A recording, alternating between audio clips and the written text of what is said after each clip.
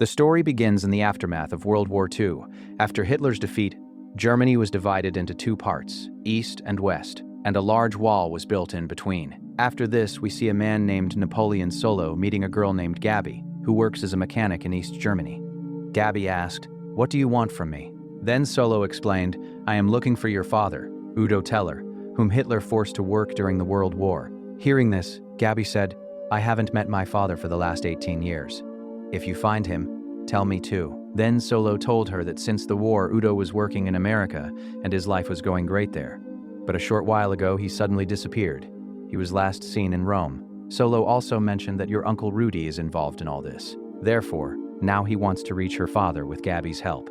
Then Solo pointed toward the window and said, "Look outside. A Russian spy is watching us." In fact, this man has been following Solo since he entered the country. Solo said to Gaby, "You have two options left. Either leave this country with me right now, or later these Russians will catch you and try to find out why an American spy came to meet you." After thinking a bit, Gaby decided that it is better to leave. She didn't want to die at the hands of these Russians.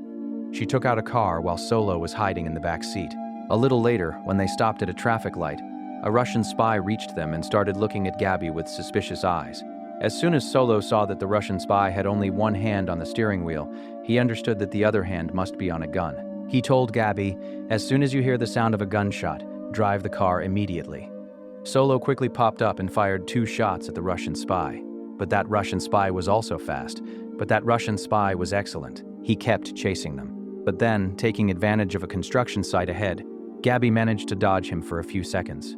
Actually, Gaby went to another road and parked her car in a parking lot, while the Russian spy went straight ahead. Solo knew he would definitely come back. Therefore, he explained the whole plan to Gaby before getting out of the car. On the other side, that Russian spy holding a gun was reversing his car. Meanwhile, Gaby quietly hid on the footpath, but her shadow became visible to that spy, and he started following her again.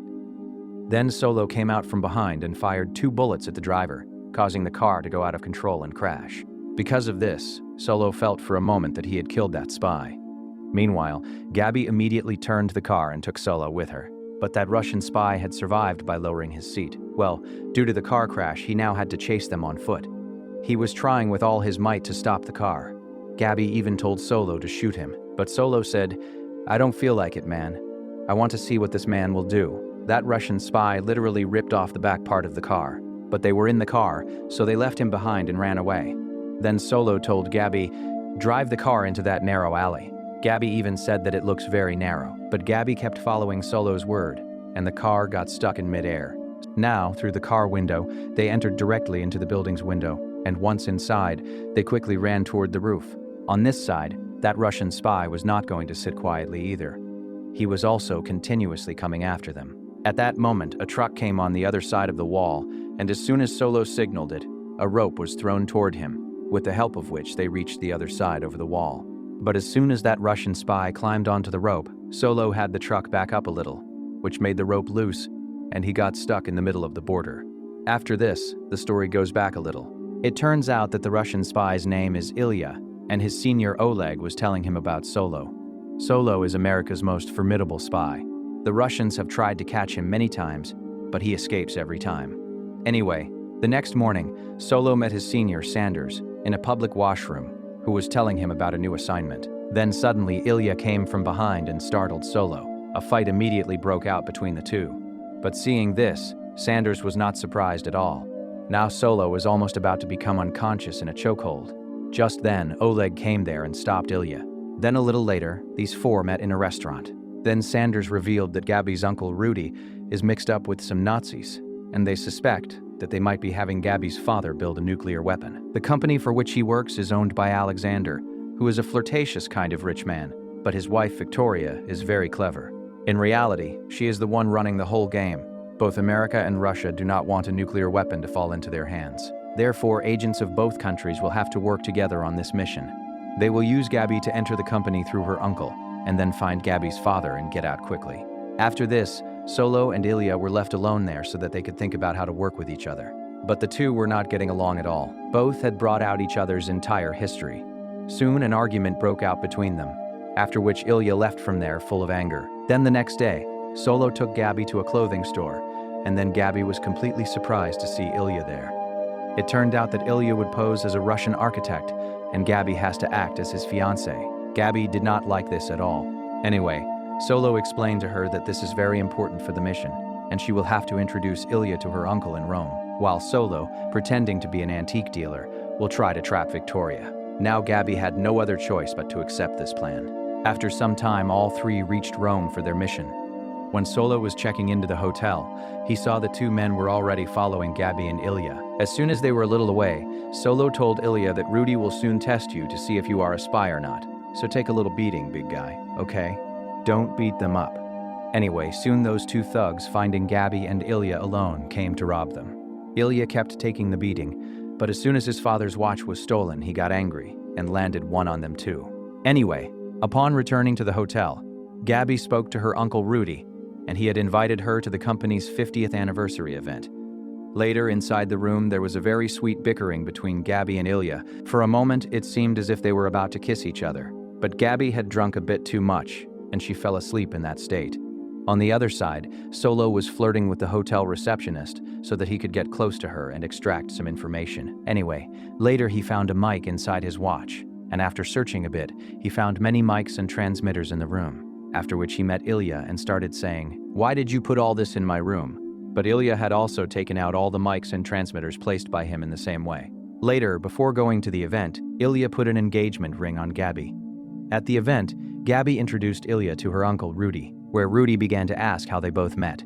During the conversation, Rudy said some things that Illya did not like, and he left from there in anger. Anyway, Gaby, still focusing on the mission, mentioned her father. She said, "I have to get married soon. I want my father to be there." But Rudy said, "I also don't know, child, where he is." On the other hand, we see Solo, who bumped into a man and stole his invitation. Anyway, later he entered the event through the kitchen, which a guard had seen. When Solo was roaming there, the guard stopped him and said, "Show the invitation." Then Solo acted like, "I forgot. Come with me outside. I'll show it to you." Just then, a bit of a scuffle broke out between him and the guard. Solo deliberately took a heavy punch and then showed the invitation. Victoria felt very bad about this and started picking Solo up and apologizing to him. During this, Solo stumbled and fell on Victoria. After this, when the two were talking in private, Victoria realized that Solo had already stolen her necklace and her watch. Anyway, Solo told her, "There are many rare things in your collection, but there must be something that you couldn't achieve. I work to deliver those very things to my clients." On the other side, when Illya went to the washroom, 3 boys were already standing near the sink. He asked to wash his hands, saying, "Bro, move a little aside." But they did not listen and said, "Go wash somewhere else." Finally, Ilya's tank of anger burst. He finished off all 3 in his terrific fighting style. And on the other side, Solo managed to set a meeting with Victoria. In this whole event, Illya had taken many photos, and that too on a special radiation-sensitive film, which proved that Victoria and Rudy are having a nuclear weapon built. Now Illya calculated that the company has already collected uranium, but Solo said, "Brother, look, whatever it is, we will talk tomorrow. Now I'm going to sleep." But then, just a little later, we see Solo outside the company's factory, trying to sneak inside. Just as he was about to cut the wire and enter, he saw that Illya was standing right next to him. He asked, "Yeah, brother, you were going to sleep, right?" Then suddenly all the lights went out. The two were not at all surprised to see each other. Illya said, "We only have 10 minutes before the generator is fixed." Then Solo started saying, "If this has to be done quickly, then don't draw anyone's attention to yourself." Then Solo started cutting the net with his special pliers and started saying, "This is the latest technology, kid, made in America." But Illya had his own special weapon with which he cut the wire in seconds. Made in America. As soon as they entered, both saw a door that had 2 locks. This time Solo opened the lock quickly with his technique and then also helped Illya. Later, when both were investigating inside the lab, a guard came there, because of which they had to hide in a corner. Then Ilya's gaze fell on the guard's watch, seeing which he felt that this is perhaps my father's. He quietly moved forward and struck that man in such a special way that he became unconscious while standing. But later it was found out that this watch was not his father's at all. Still, they found a hidden button, and as soon as that button was pressed, a path to a special safe opened. Now Solo was an expert in stealing, so Illya stood aside holding his bag. In just a few seconds, Solo opened the door of the safe and started saying with great confidence, "There is no alarm in this safe at all. Imagine." But then suddenly the alarm started ringing loudly. Also, they did not find anything special inside the safe.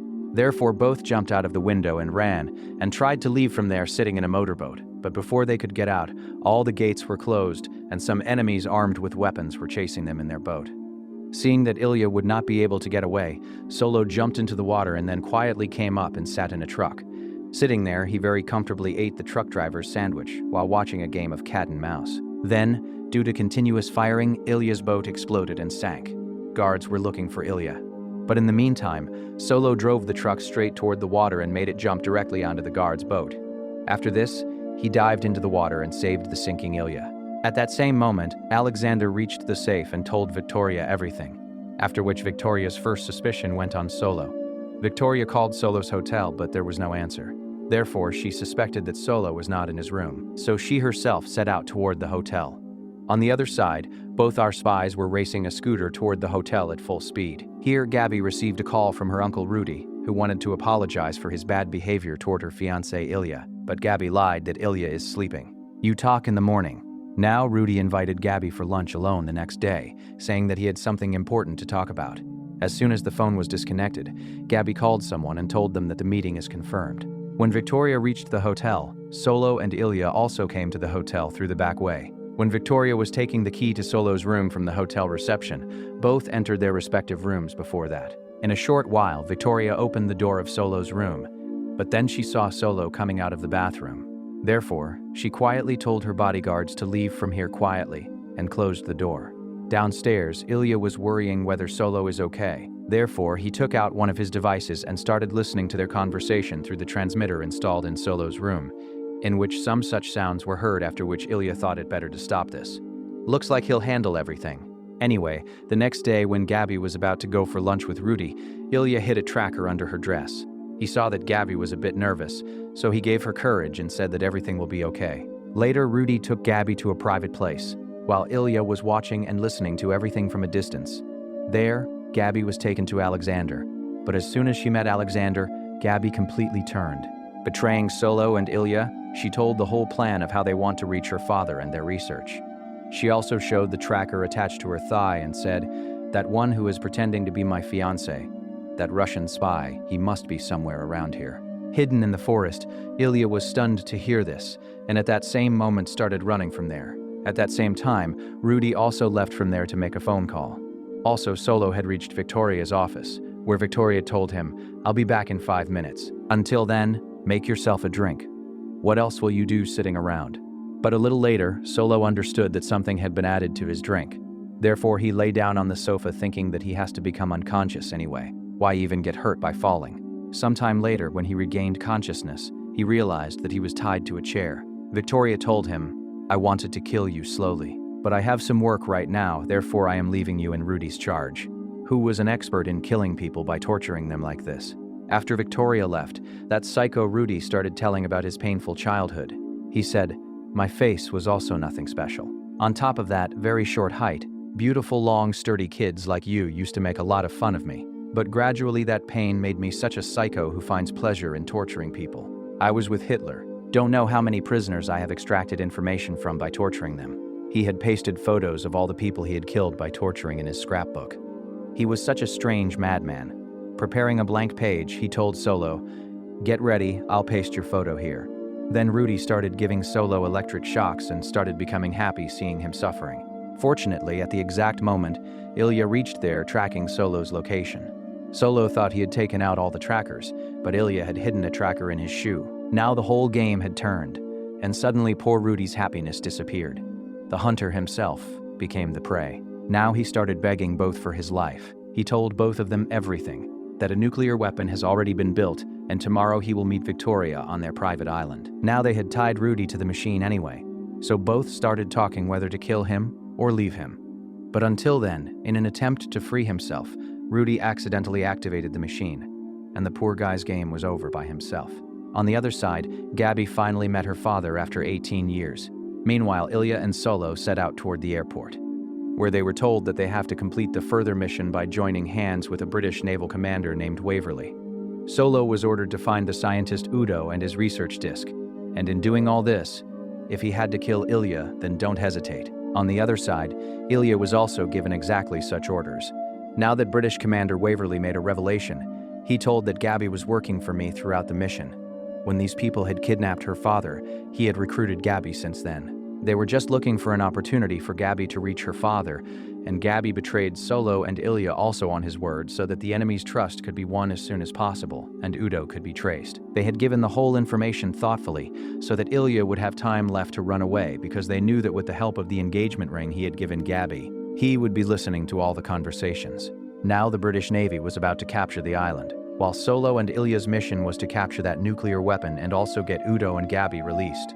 On the island, Udo asked for Gaby's help in his work, for which Victoria immediately said yes. There were not one but two weapons inside the lab, one normal missile and one nuclear. The scientist explained that these two are connected to each other so that at the time of attack no one can understand which one to fly. Then Gaby deliberately dropped a plate which distracted the scientist's attention, and Udo got a chance to change a part of the missile. But just then, Victoria came into the lab, and she told Udo, "Don't be too smart. If you want your daughter alive, then make everything right. And first of all, that part which you changed, put it back." Saying this much, she took Gaby with her. In a short while, Udo completed all his work, and Victoria also forced him to give his computer disk and backup so that with the help of that disk, she could make as many nuclear weapons as she wanted. They would no longer need Udo. Before morning, Navy personnel had landed on the island with Solo and Illya, and they quickly started their attack. Both quickly reached the lab, but there only Udo's dead body was lying. They found out that the nuclear weapon has already been transferred. Illya separated to find the bomb, while Solo saw Ilya's father's watch with a guard. After this, when Solo entered the control room, he saw that Alexander is running away with the nuclear weapon and Gaby. Then Solo immediately started chasing them in an off-road vehicle, while Illya was also right behind them on a bike. Taking a shortcut, both caught them too. But Alexander bumped into the bike, which spoiled Ilya's balance, and he fell far away. Then, Solo hit Alexander's car hard and flipped it. After this, a fight started between Alexander and Solo. But this fight did not last long because Illya killed him as soon as he got the chance. In all this, Illya did not find out that Solo had already stolen the disc while fighting. Later, when the soldiers checked that warhead, it was found out that this is a normal missile, and everyone had been fooled. It was found out that this morning, more than 100 fishermen's boats have left from this island, and that nuclear weapon could be inside any of them. But just then, Solo remembered a familiar name he had seen in Victoria's office. This was the name of Victoria's father's boat. When they checked in the list, the boat of that name was found. After this, they quickly contacted the radio present on that boat, where the captain began to say, "I don't know anything about this. There is no Victoria here." But then Solo, in an attempt to irritate Victoria, made fun of her. "We killed your husband. He was so useless he couldn't fight me for 20 seconds. Hearing all this, Victoria finally came on the radio and she threatened, "I will kill your whole family within a year." Actually, this was a trick of Solo. He wanted to keep Victoria entangled in conversation so that the Navy would get a chance to trace her location by tracing the signal. Now he suddenly told Victoria, "Sister, you won't be able to kill my family because in a few seconds your own game is going to be over." Seeing the missile coming toward the boat, the crew members started jumping into the sea, and as soon as Victoria looked toward the sky, the missile blew up the entire boat. That nuclear weapon was not activated yet, so there was no chance of it exploding too. Then the next morning in the hotel, Gaby apologized to Illya. "I didn't tell you my plan," but Illya said, "I can understand." Gaby wanted to return the ring given by him, but Illya put the ring on her again and said, "Keep it as a memento." Then, just as they both were about to kiss each other, a phone call came in which Illya was told that the disc is with Solo. Acquire it and kill the American spy. Illya did not want to do this at all because Solo had saved his life. Now he had started considering him a friend, even if he didn't want to. When he went to Solo's room, Solo was packing his stuff. Illya could clearly see the disc hidden under the clothes, and Solo also read the expressions on Ilya's face.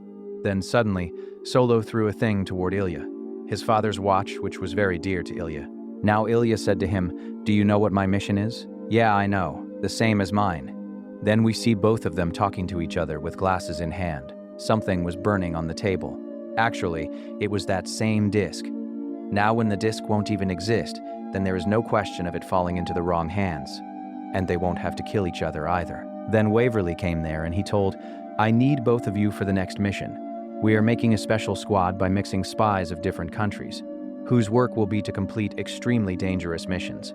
Unfortunately, the next part of this movie never came,